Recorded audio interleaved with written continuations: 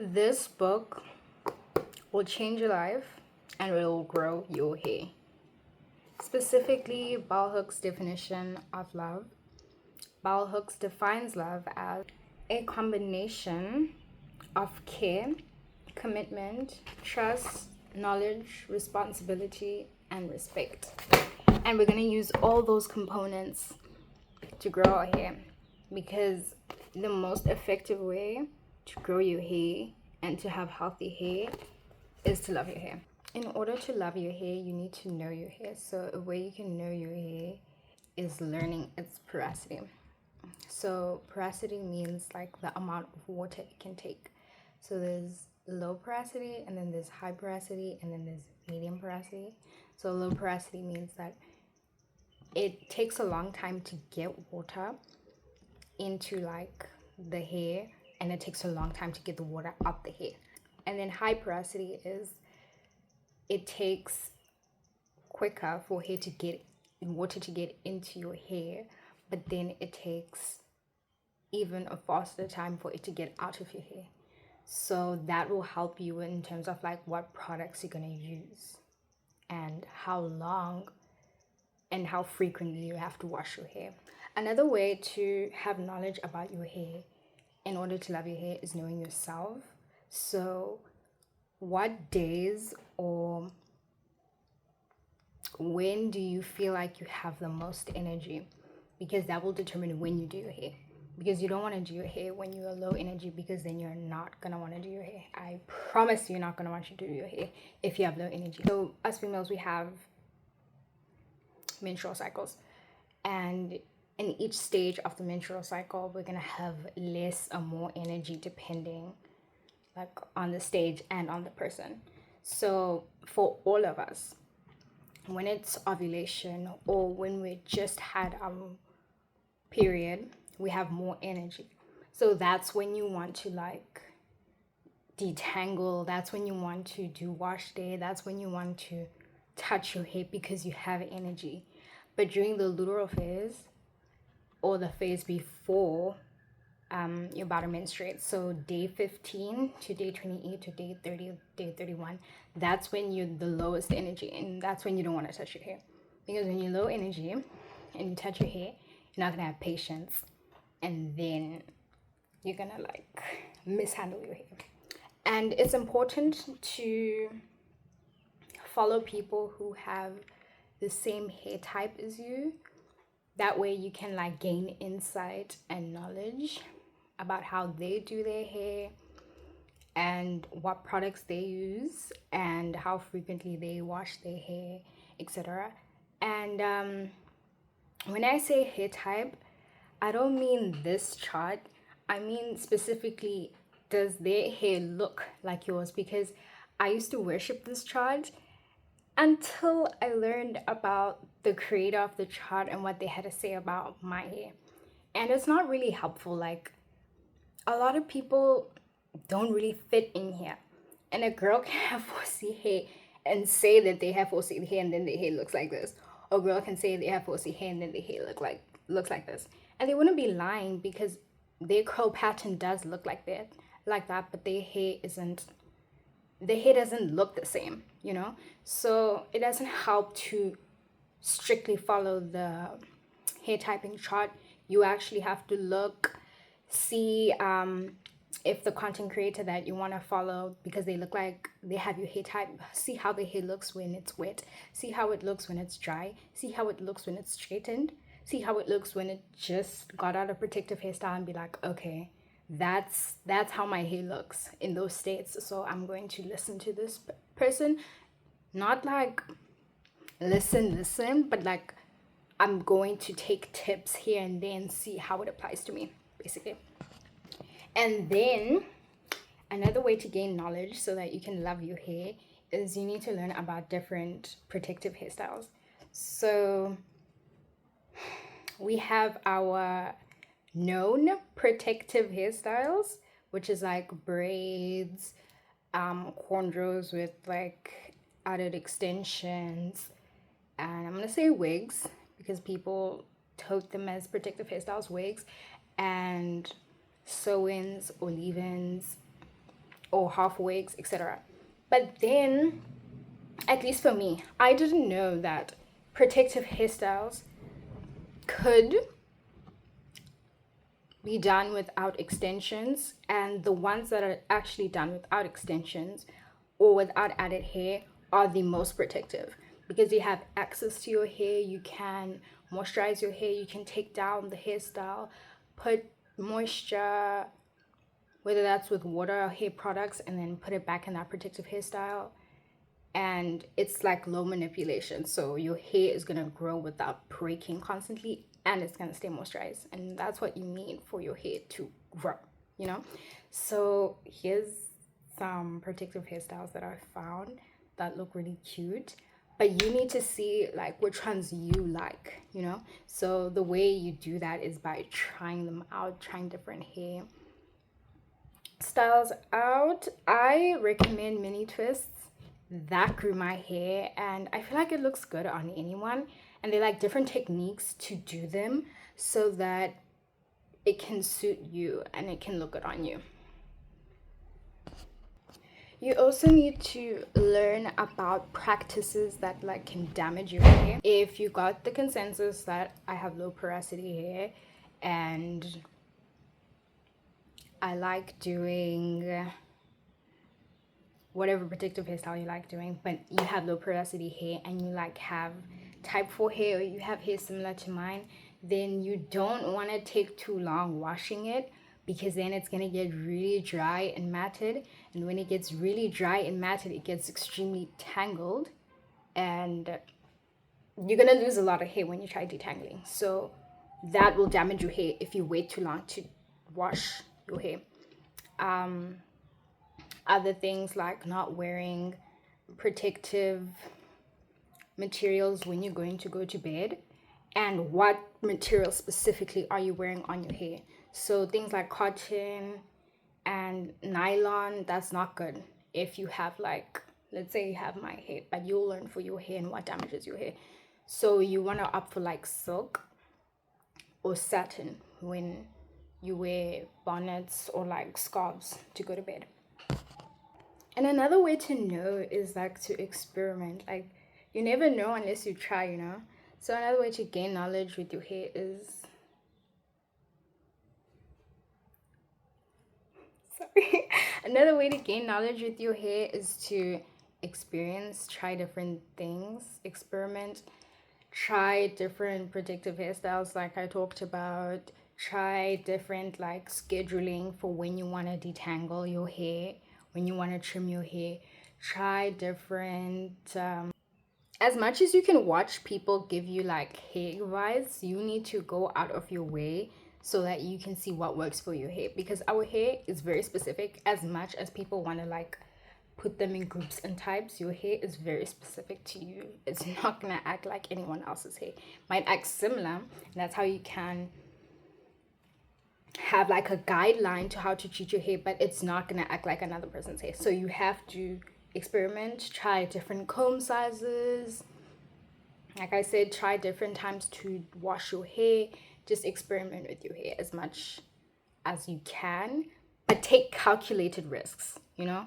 So you don't want to do something that nobody else is doing, or nobody else has tried, because there's probably a reason why a lot of people with that specific hair group are not doing that certain thing. Number 2 is commitment. So commitment is a definite way to learn how to love your hair, and that will make it grow because you're being persistent in your hair care and how you treat your hair. So where you can be committed to your hair is building a hair regimen. So hair routine, that's another way to put it. So it doesn't have to be this long list, or it doesn't have to be complicated. It can be as simple as I wash my hair weekly on Sundays. Before I wash my hair, I pre-poo and detangle, and every month I blow dry my hair so that it can remain stretched and I don't get tangles. That's a hair regimen. When you build and when you make a hair regimen, you have to stick to it. That's where the commitment part comes. Committing to your natural hair is also knowing when you need to stop doing protective hairstyles, knowing when you need to put the braiding hair down, knowing when you don't need to wear that wig anymore, knowing when to like let go of the protective hairstyles because I need my access to my actual natural hair so that it can be moisturized. And this is hard, and I think, well, it doesn't have to be hard, but I've seen and observed that this is particularly hard for us who have I'm gonna just say type 4 for convenience because people know the language of that and what I'm talking about, who have type 4 hair, who have afro-textured hair. It's hard for us to like wear our hair out. Well, it's not hard for me, but it's hard for y'all to wear your hair out. So you need to wear your hair out because that's the way that the moisture is going to effectively get in. I know people like to argue that moisture with protective hairstyles can get into them, but the best way for moisture to get into your hair is the strands actually being out so that you can apply what you need to apply in your hair. So being committed to your hair and loving your hair and wanting your hair to grow, you need to know when to take out the braids. You need to know when to take out the wig. You need to know when to sit with your actual natural hair. Another way to be committed to your hair is knowing and committing yourself not to change your hair texture and not to use chemicals to warp and change your hair texture. Because I know you can get enticed with the different trends like hair texturizing or blowouts when they use like a certain cream to do that blowout, which I'm sorry, I'm gonna give you a tip right now. If a salon, I'm South African, so I'm gonna speak for South African people. If a salon says you're gonna get a blowout and they're not talking about just washing and blowing out your hair, they're gonna use a mild relaxer on your hair. I'm telling you right now. I know this because I've experienced it. So blowouts and hair texturizer and of course relaxer. You can't relax your hair if you want natural hair like that. It's not gonna work. So you need to stay away or be very informed with the different like buzzwords that come out that just basically mean changing or manipulating your curl pattern. Like if you want to love your hair and if you want to be committed to growing it, you can't manipulate the curls. You can, but then it's not gonna be original. It's not gonna be your hair anymore, in my opinion. Like your hair needs to be the curls that come out of your scalp. So if you're using creams and blowing it out so that the curl pattern can change, then you're not a naturalista anymore. I'm sorry, I don't make the rules. Another way to be committed with your hair is prioritizing health always. This can change depending on like which season in life you're in. Like if you're in your early 20s and you want to experiment with color, or you're just out of school and your school used to be strict with dyeing its hair and you want to experiment with color, do that, but do it in the most effective way that prioritizes hair health. I know some people don't dye the roots all the way and just go like a few centimeters away from the roots and then dye their hair. I know some people use permanent hair color. I know some people don't even bleach their hair at all. If they want to go for a specific color, they would rather than just dye it without bleach. So those are different ways to like color your hair and still prioritize health. Just make sure you're prioritizing hair health above like everything. So I feel like that also means there's some hairstyles you're gonna let go of, like I'm not here to tell you what to do, but like if you want to prioritize health, you can't do all the hairstyles that are out right now, because some of them like tug at your hairline and your scalp, and that is not prioritizing hair health at all. So to be committed and to love your hair, you need to prioritize health. Another way to love your hair is to be responsible about it, you know? Take responsibility of your hair. Oh my god, this is so serious. I don't want to come off as preachy at all, but like, I have the credentials and I read the book. You should read the book. The book is so good.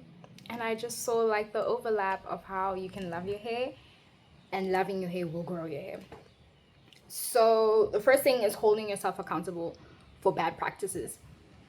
If you see that you're doing something and your hair is either not growing, it's breaking a lot, it's dry, then you need to sit down and be like, okay, what did I do? What products did I add to my regimen? What is not working? And a way you can discover that is just doing a process of elimination. Be like, okay, I'm going to change when I wash my hair. I'm going to remove this product because I just bought it and now my hair is acting crazy. Or I'm going to use a different size comb, like a process of elimination, and then see what exactly is causing your hair not to be healthy.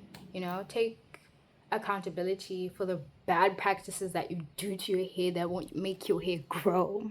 And you need to be responsible by figuring out a solution. Like I said, the process of elimination.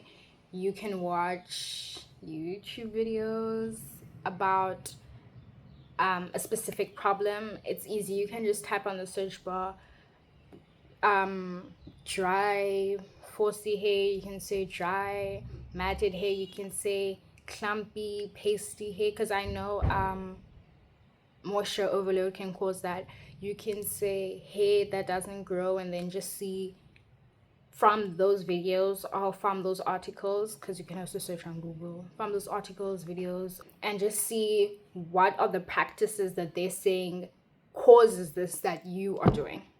That's how you can see that, or where you're going wrong, and how you can find solutions for that. Another way you can be responsible is creating systems that you're actually gonna follow. Like, have you ever, okay, it's the new year, it's around the new year, even though it's almost the end of January, but you know, people are gonna keep saying Happy New Year until March. So it's the new year. And people have these goals, like, I'm gonna wake up at 3 a.m. I'm gonna exercise every day. I'm gonna do calisthenics. I'm gonna do cardio. I'm gonna do Pilates. I'm gonna do yoga every single day to get this body, to get that body. But they don't end up doing it. And the reason why they don't end up doing it is because it's unrealistic to them, and they didn't create a system that they're gonna stick to. So that's the same with natural hair. You need to create a system that's actually gonna work and that you're actually gonna stick to. Another way you can like create a system that works is by tracking your lifestyle, right? And making your hair work around your lifestyle, not the other way around. Because if it's the other way around, you're constantly not going to do your hair. You're going to neglect your hair, and you don't have a system, because constantly, or you will have a system, but it won't be sustainable. So if you know that, okay, I go to school, I have to do this, I have to do this. From this term, it's gonna be a little busy, so I have to, I won't have time to do my hair. Then you know, okay, then I need to get braids, or I need to do mini twists, or I need to get my hair tucked so that I don't have to touch it. Or you can say, you know what, on Sundays, I'm quite busy on Sundays, but then on Friday afternoons, I don't do anything. So then that's when you can wash your hair. So having systems is a responsible way to take care of your hair. And another way to love your hair is to care about it. Wow. my god, wow, you had to care about your hair to love your hair, but you have to care about it, like actually care about your hair. And a way to care about your hair is when you're detangling it, be very gentle when you do so. The best way I've seen hair being detangled, and I think this is universal for people who have curly to coily hair, because I don't think some of the steps are necessary if you have like wavy or straight hair, but for people who have curly to coily hair, this is universal. So basically, you're gonna finger detangle. You're gonna take a small section, finger detangle, and then first spray water. Water is everything that your hair needs. So spray water, finger detangle, and then you're going to moisturize it with whatever product you need to add slip so that you're detangling your hair safer. So finger detangle, and then you're going to use a huge comb. So this is like a wide tooth comb, or like an afro pick with like thicker spaces between each thing. So you're going to use like a wide tooth comb or afro pick with wide gaps. Then you're gonna use like a smaller comb. This would be like an average afro pick. Use that. And then you're gonna use a detangler brush, because those have like small bristles in it, and it looks intimidating, especially for people with coily hair, but they actually really help with getting out the knots, and knots are very imperative to get out so that it doesn't climb up your hair shaft and make your hair break. So then you do or use the detangling brush, and then your hair is detangled. That is the most gentlest way to detangle your hair, and detangle your hair with care. Another way to be gentle with your hair, because you love it, because we love our hair here, is when you wash your hair, you're not gonna use your nails to scrub your scalp. And I have been a victim of this. I used to do this all the time until like I cut my scalp because I was so aggressive using my fingernails. So that is not a gentle way to wash your hair at all. You always want to use the pads off your fingertips, or you can like buy these things where it does like the scrubbing for the scalp for you. I don't think that's necessary, but I hear it helps with blood circulation. So if you want to, you can do that. You don't want to be using nylon or cotton, and that's gonna rub against your hair shaft, and that's gonna like cause breakage, because you might not see it now, but it adds up, and you'd rather do something to make sure that your hair stays and grows instead of like taking the inches and centimeters away. Metric system, because I'm South African, I'm not American, so centimeters. You don't want to take your centimeters away from your hair. So that would include like a bonnet. That's very common, but sometimes the bonnets are not what they say they are, so make sure it's a silk or satin bonnet. You can also use scarves. I like scarves. I think scarves are growing into me, so you can also use scarves, or you can use a pillowcase that's satin or silk. But I don't recommend using this, because I feel like when your hair, and not I feel like, I know, if you're adding products to your hair and you're sleeping on your pillow and you don't have anything on your hair, that's rubbing against your pillow, and that's going to get on your face, and that's going to cause like pimples because of the dirt, and maybe the products don't react nicely to your hair. And you should trust me on that one too. Yeah. Another way to love your hair is to trust your hair. And what does this mean? Like, how can you trust an inanimate object? First of all, it's not inanimate, it's alive. It's growing every single day, and it needs your care, and it needs your love. And the way to love it is to trust it. What I mean by trusting your hair is wearing it out because you trust and you know that it's beautiful. This might be controversial, because I've seen so many like takes where you don't necessarily have to wear your hair out, which is like fine, but how can you claim you love something but you don't wear it out? And you don't have to wear it out like all year round, because that's damaging and that is not realistic at all. I'm sorry. And like I discussed, we as African, or people with we as Africans or people with afro-textured hair have feelings towards our hair, right? Complicated ones. So the best way to sort through these feelings, I'm speaking from experience, because I experienced this, being awkward about my hair, not liking my hair. The best way to trust your hair and love your hair is through exposure therapy in the context of natural hair. So what I mean by that is, let's say your hair is short, or like you want to grow your hair, you don't think it's the right length to like wear out good because you're gonna wear it out. So what I mean by this is like, style it as much as you want, but I recommend, if you're gonna do the exposure therapy method, you want to wear it in its most natural state. So that's like with water, a bit of moisturizer, and it like picked out to combed out. Doesn't matter how it sits, we're not thinking about that right now. What we're thinking about is walking out the door with your natural hair. The first few times, you're not gonna feel comfortable.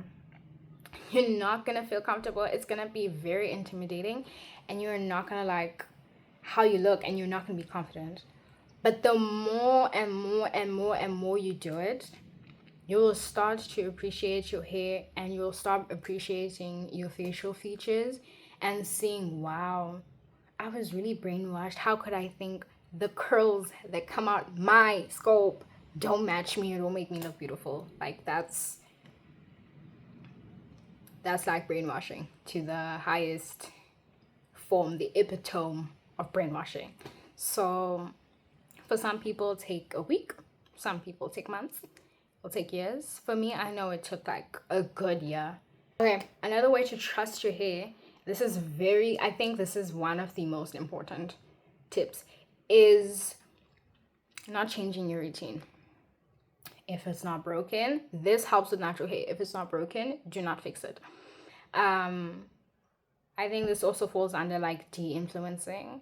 Like if you know that your regimen / hair routine is working for you, and you see this video telling you how to grow your hair to your ass in under a week using onion juice and banana syrup, just ignore it. You don't have to do everything that is like advertised online. You don't have to jump on any trend or wagon for how you should treat your hair. Most of it is a content trap with a lot of things that we do nowadays with this generation. So you don't have to follow people's new tips, hair growth juices, because now let's say it doesn't work for you. Now you smell like onion juice and bananas, and I bet that is like gross. Like, why are you smelling like onions but you don't have food around you? And another way of loving your hair and getting to that point of loving your hair so that your hair can grow is trusting the process. So this encapsulates everything. Trusting that your hair will grow, trusting that your hair is fine, naturally how it is, and just trusting that you'll get to the point where you do adore your hair, because I promise you will. I used to want straight hair, and I remember when I was young, I looked in the mirror and I literally cried because I was so upset that my hair wouldn't just go down the way I wanted it to. But like now, I absolutely love my hair, and I would not trade it for the whole world. If you would show me a South Asian person right now and say, you know what, you can have that hair right now and it can be waist length, I'd say no. I'd say no, because I love my hair, and trust that you'll get to that point too. Another way to love your hair is to respect it. And what I mean by this is to respect your hair, like literally respect it. A way to respect your hair is to not talk down on it. Don't ever talk down on your hair in front of other people, and especially to yourself. What I mean by this is like, you're not gonna be those people who go around in people's comments and be like, my 4C hair could never. You're so irritating. Oh my gosh, if you do that, reevaluate your values, your morals, and why you're here on earth. Because why are you, but not only are you putting your hair down, you're putting our hair down, and that's disgusting. That's gross. You're being an agent of white supremacy by doing that right now. Ew. Ew. So no, my 4C hair could never. No. Yo, I wish I had your hair. Okay, now let me talk about real life context, because not all of us are currently online. So no, don't speak negatively about your hair in front of other people, and quit the negative affirmations like, oh, my hair is so hard to manage, oh, my hair is this, oh, my hair is that. Like, don't. I know it's gonna be hard. Like, I remember a period of my life where that was hard, like where I didn't like my hair anymore, and I would just say like a bunch of crap about my hair, you know. But I consciously decided that I'm not gonna do that anymore. So do not feed yourself with negative affirmations about your hair at all. That is disrespectful to your hair and to yourself, and you don't love your hair. And you don't love someone if you disrespect them. Another way to do this and to make sure that you are loving your hair by respecting it is not viewing, especially if you're like in a point where you don't really love your hair, you want it to grow, you have things and goals for your hair, you do not want to view other people's hair types. Okay? And this doesn't have to be forever, but it's for now. So you don't want to view other people's hair types. This means limiting, like if it shows up on your feed or your FYP or whatever social media you're on, you're gonna click not interested, click not interested, click not interested, and then actively seek for people who have hair like you and like and engage with those posts, so that that comes into your feed, and that can cause familiarity, and you are able to love your hair because, oh, it's normal. Like, it's a normal beautiful thing, and you see people doing these creative beautiful things with hair that's like yours, and you're like, wow, my hair is beautiful and it's versatile and it's different and I love it. Like, imagine if you're like with this person and with your partner, and they sit next to you and they're scrolling on like Instagram, and like they're liking different girls or whatever you are, different girls and whatever you are that do not look like you, that are the complete opposite of you, liking, you know, reposting. If you're on TikTok, reposting, you're gonna feel like shit because they don't look like you, and you're like, wow, what does this mean? Like, they, first of all, they're being disrespectful, right? Because why are you doing that in front of me? Why are you doing that at all? Because you have me. So that's how your hair feels when you like different like hair posts while talking down to your hair. You will get to the point where you can normally engage with other people's hair textures and be like, oh, your hair is so cool. But at now, we're not there. So we need to see our hair and our hair alone. Love it. And I promise you, once you love your hair, you're gonna love other people's hair without not wanting it or without envying it.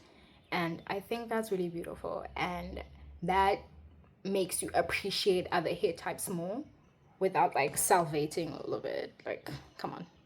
Another way to respect another way to respect your hair is calling people out when they try to diminish or talk down on your hair. And I've had a lot of practice with this. Even though I get so many compliments about my hair, there are people who are weird about my hair because, let's face it, a lot of people don't love themselves and a lot of people hate themselves. So, of course, they're going to be weird when they see a person embracing and loving themselves and loving their hair. Some people, it's out of ignorance. I know. Wait, let me put on the gloss. I just put on the gloss. Anyways. I know some people are ignorant, especially like the older generation, and stuff. So they will say things that they don't necessarily know the impact and like how negative that is towards our hair. So you can say things like, actually Makulu, that's not I'm calling out my grand, but you know, actually Makulu, that's not how it is. Or no, I can go out and my hair can look like this. And when people our age are being particularly mean or weird towards your hair, saying, oh, why is your hair messy? Or I can never do my hair like that. Of course you can never do your hair like mine. Of course you can never do your hair like mine. Okay, my hair is thick, my hair is beautiful, I care about my hair, I prioritize my hair, I don't wear other people's hair. Actually, no, I do wear other people's hair sometimes because my hair needs a break.